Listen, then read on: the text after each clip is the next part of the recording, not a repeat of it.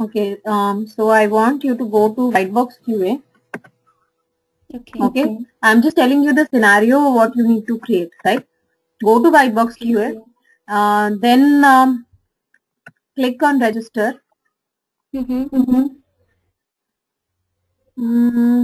Okay, and when you reach this particular page, you have to actually see all these links are there. So just make sure that I'll type it here.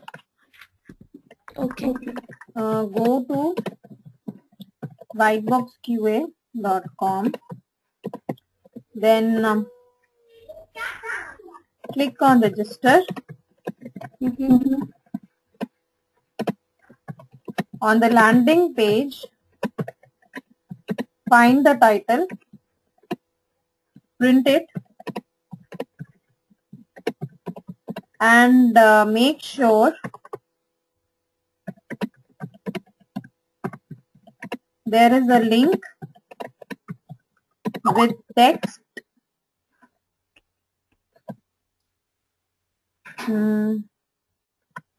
There is a link with text, web services, or web services.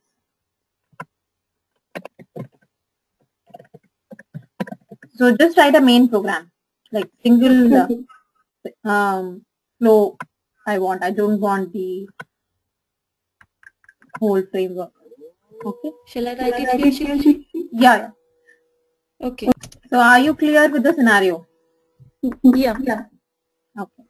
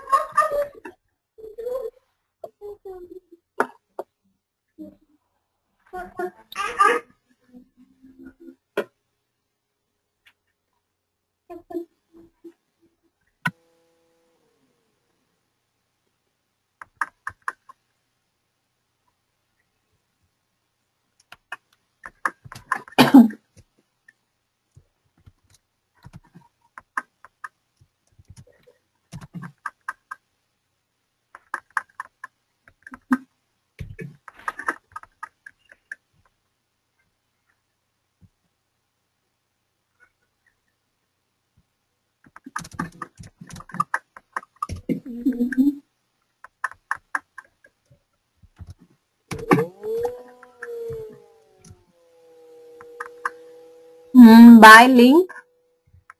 What is the name of the locator? Is it by link? Okay. Yeah. It is by link text. Okay. The name of the locator is by link text or by partial link text. Yeah, but I'm not. Right. I'm not using link text. I'm using ID. So then it should not be by link. Right. If you are using XPath, then you have to use by.xpath. Shilpi, I have to write by dot ID, right? And then in brackets If register. you are using ID, by.id. If you are using ID here, it's by.id.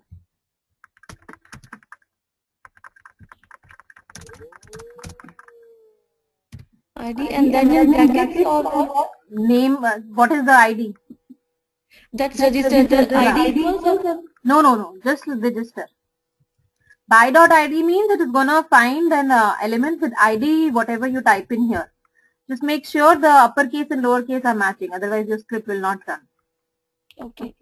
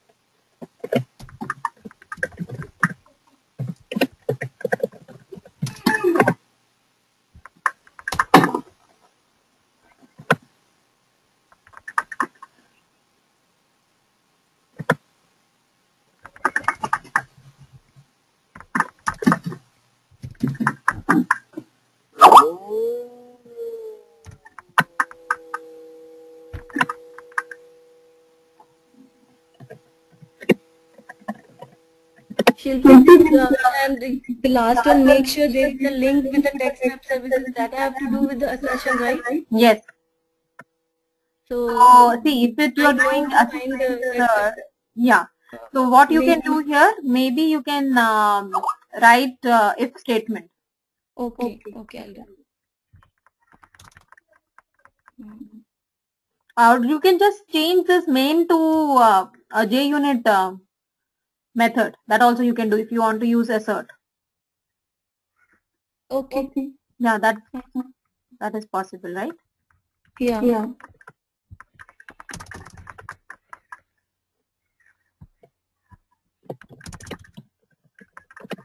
Then if I'm using JUnit, then I'll just do the assertion part.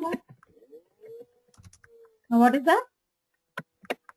Like if I'm doing JUnit, then I'll just do that assertion thing. Yeah, assert. Yeah. Regularly assertion. What we do, like assert dot assert equals whatever. Okay.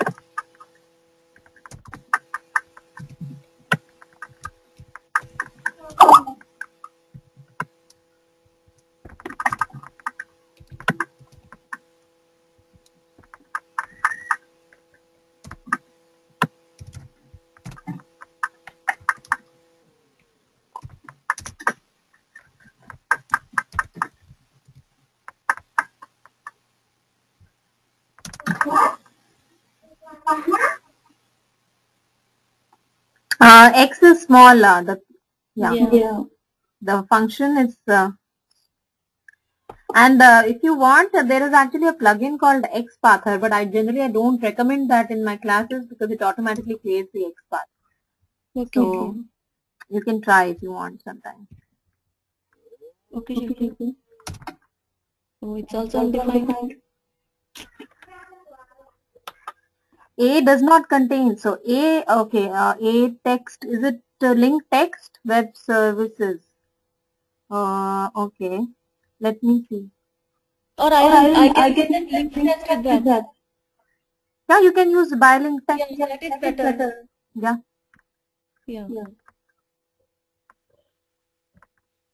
You can use by partial link test also.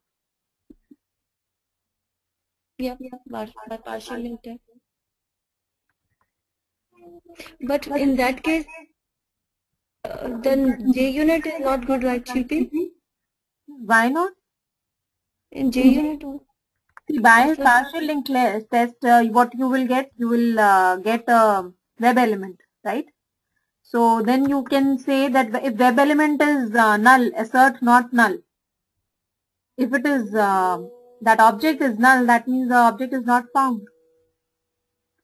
no, what I'm saying, like in this WebDriver thing, we are using driver.find element that by.id. In JUnit, we cannot use this by.id. No, JUnit you just use the strings to compare. Assert equals will take two values, expected output and actual output.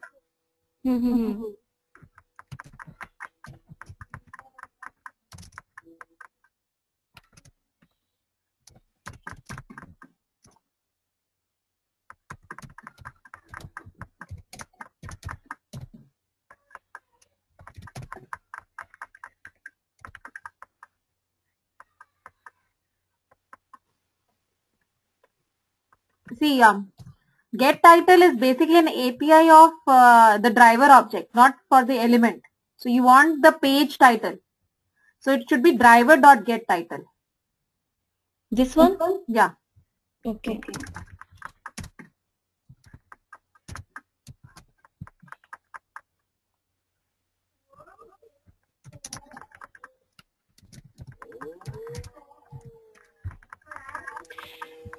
Shruti, now for this actual output, I'm not Okay. really not figuring out like how to bring this Okay. here. Like I have to call main method and then No. put it in a different method in a test class, put it in a different test class and then No. See, you have written driver.findElement partial text services, right? This is going to return you a web element, yeah. right? Right here, web element. Where here? Yeah, it returns you a web element, right? Driver.findElement. So can you retrieve that in a web element? Right? Okay. Not here in the above line. Here? Yeah. Okay. And in the last line also, when you have written web element is equal to, see, dot click is not going to return you element. You have to write element dot click in the separate line. If you don't put the return value in the element, then you can write dot click.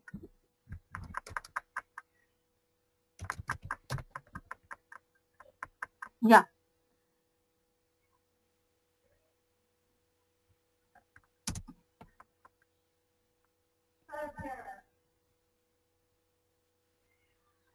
Yeah, write web element there.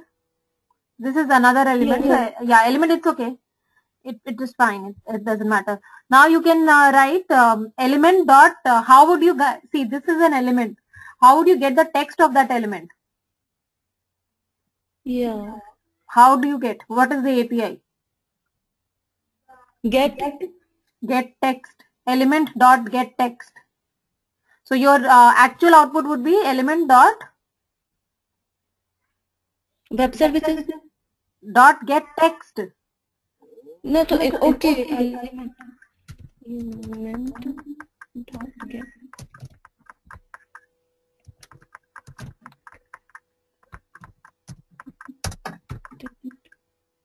See, there are two things here. If you are using by dot link text, so and So the link I should have should be one question. Mhm. So I have to make this another element. If I have to call it in the actual output, so I will make it web element.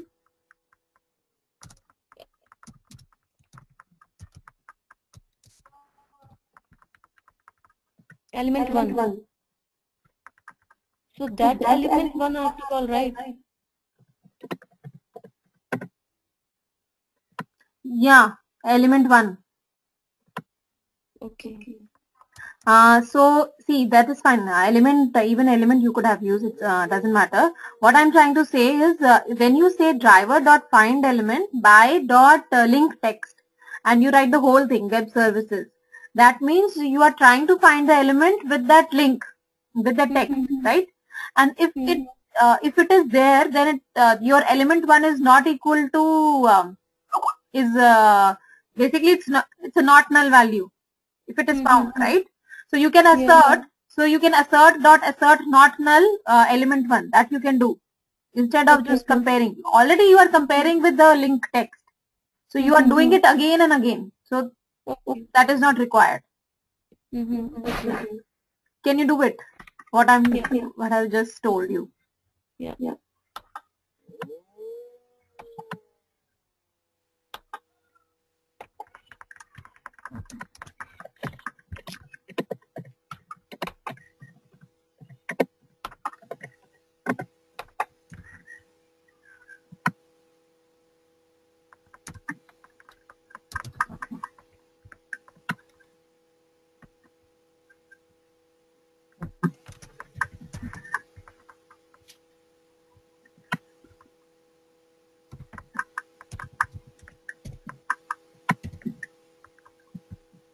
Oh.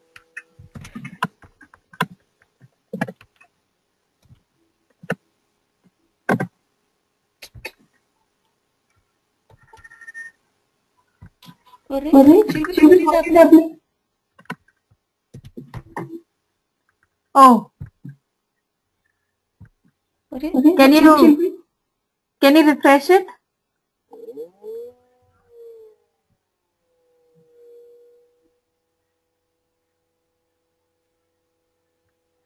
No, again it's same thing.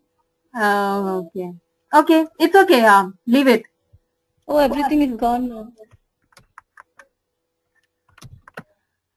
Okay, can you tell me the difference between Selenium RC and WebDriver? Yes, Shilpi, I can. Yes, Shilpi, I can. Yeah, tell me.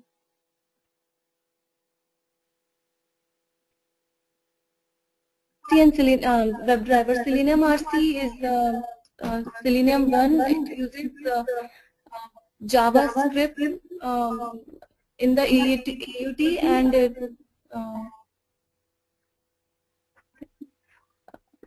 yeah, Selenium RC is more stable than WebDriver because Selenium RC has a Selenium server and which uses the same JavaScript to run over the browser, whereas in WebDriver, there each browser has its own native API. So the like while testing, each browser run or performs differently, whereas it's not there in Selenium RC. Mm-hmm. And but Selenium RC didn't work well because it used to like it used to interact or maybe what to say that word? It used to change the AUT underlying, like it's Yeah, rejecting that the because of it JavaScript. uses JavaScript. Because Selenium RC uses JavaScript and it it does not used to work according to the end user's perspective as Yes. compared to WebDriver. It does not go into the AUT, like it does not what do you say that word? Okay. It does not use to interact with the JavaScript of the AUT. Whereas in WebDriver, whereas in Selenium, it used to like affect the AUT. Okay. So can you tell me how do you set up Selenium RC? Selenium RC. So for Selenium RC, first we need to upload that Selenium server in the library, reference library. I'm talking about Eclipse how I used to do in Eclipse. Yeah.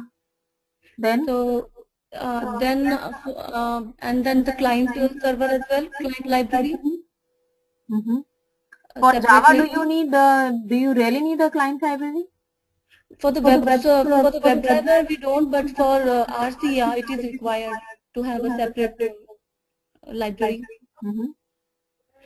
So and then every time whenever I used to run the RC, Selenium RC, I need to run the Selenium driver as well.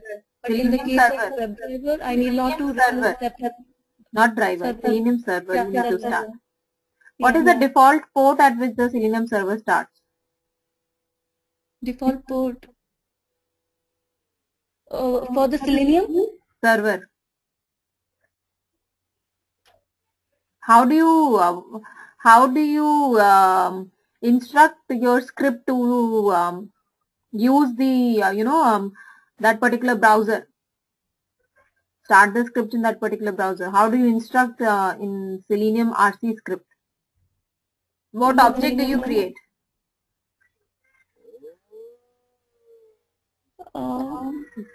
I used to create on the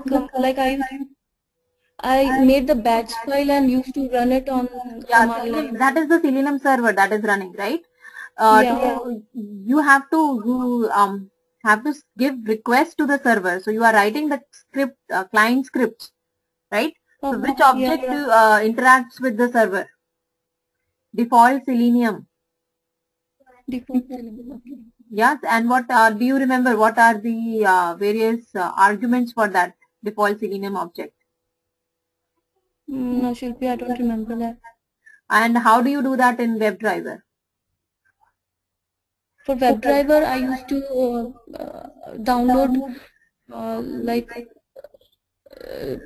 different browser server, like different APIs of the browser. Do you download it?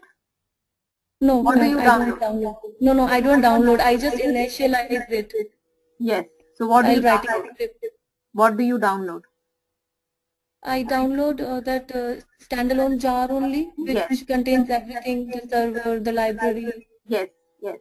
Excellent. Yeah. Then what do you do? Then I like whatever browser I need to work on, I used to initialize that browser. And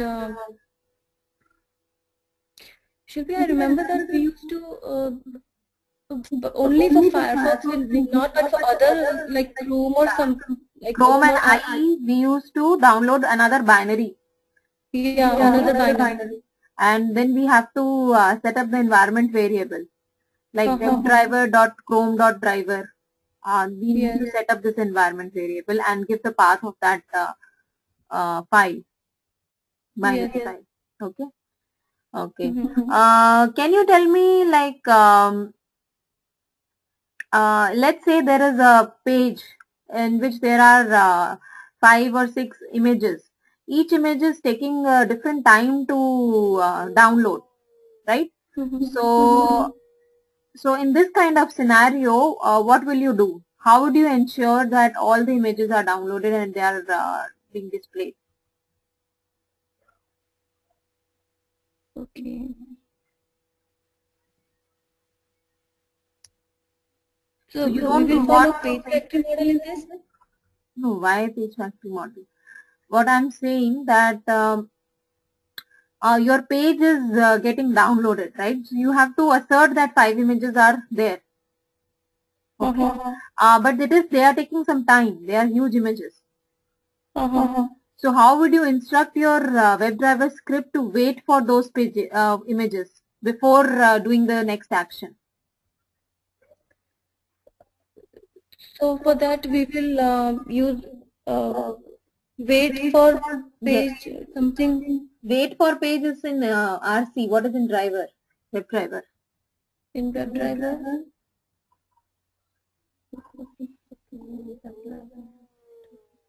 Implicit and explicit wait. Okay. Read about these waits.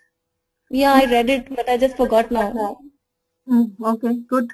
Read it again then. Yeah, sure. Okay.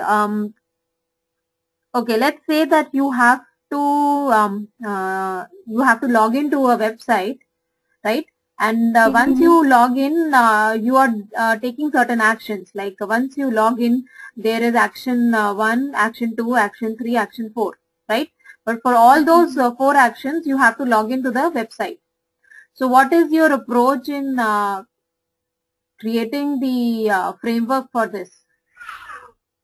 So will you start from the beginning?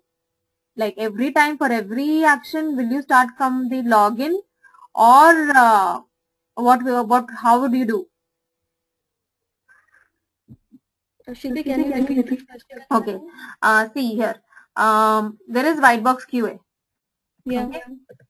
So Whitebox QA, when I go there, I have to log in. So I'm logging.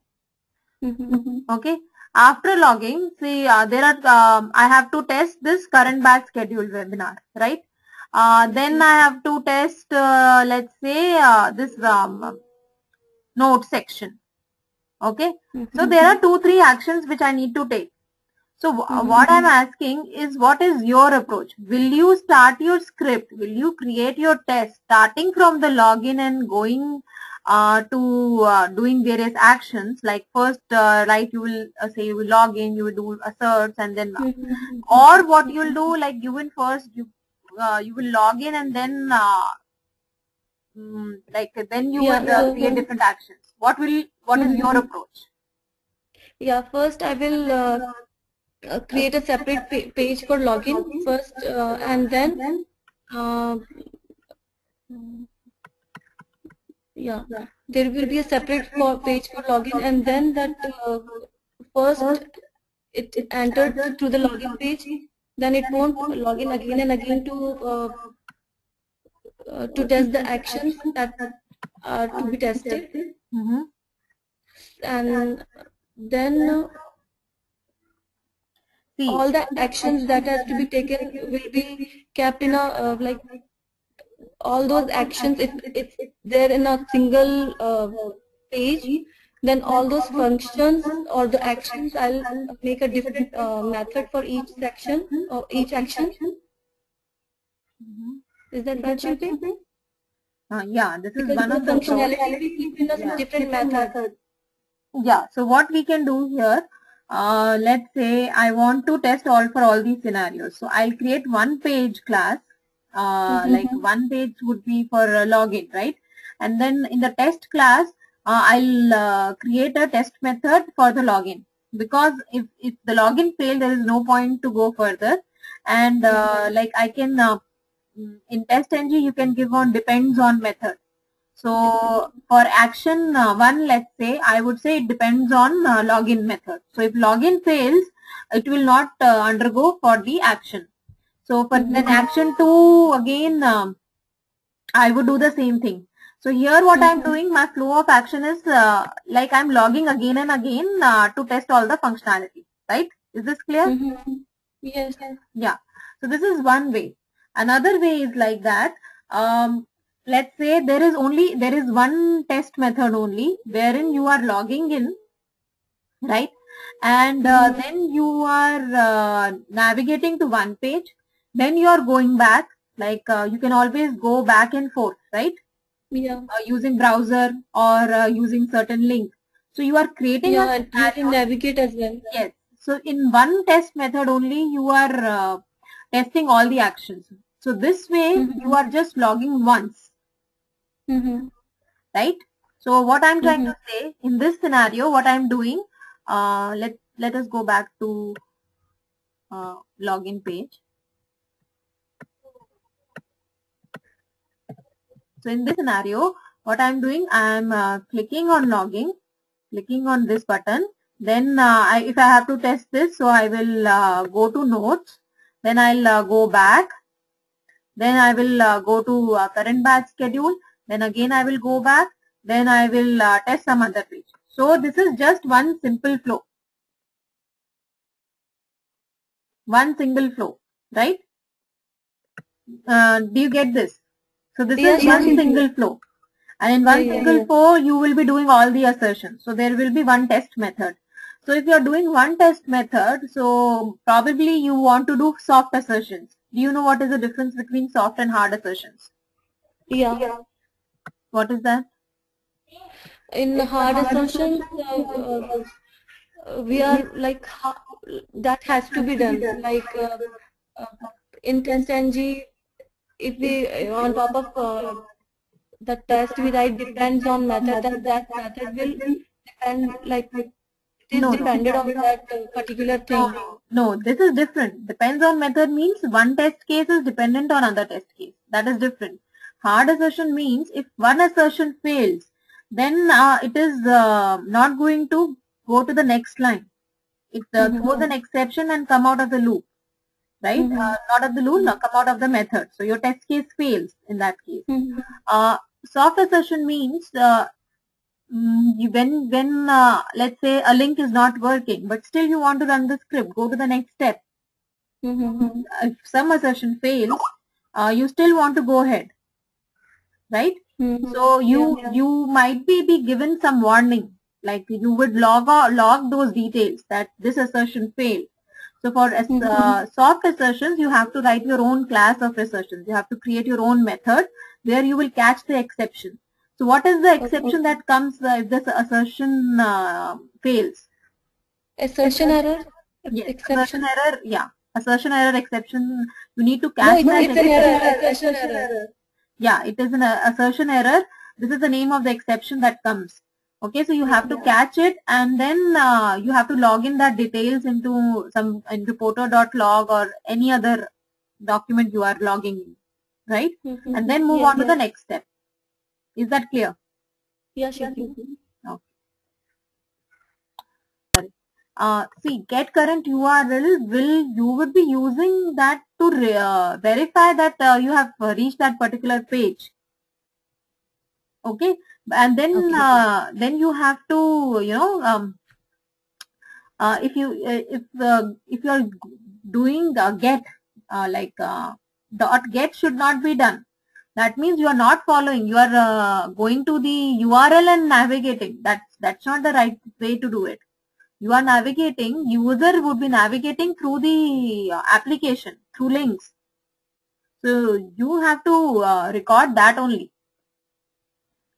Okay, but like in the sense I'm saying, if we are finding different elements and testing on different elements on different pages, so getting the URL of that page and testing the elements is not wise decision, or like we need to use flow like back and forth. It depends, Manjula. It depends on what you are testing. See, it depends where your method is written. There could be a separate class wherein you have all these methods written.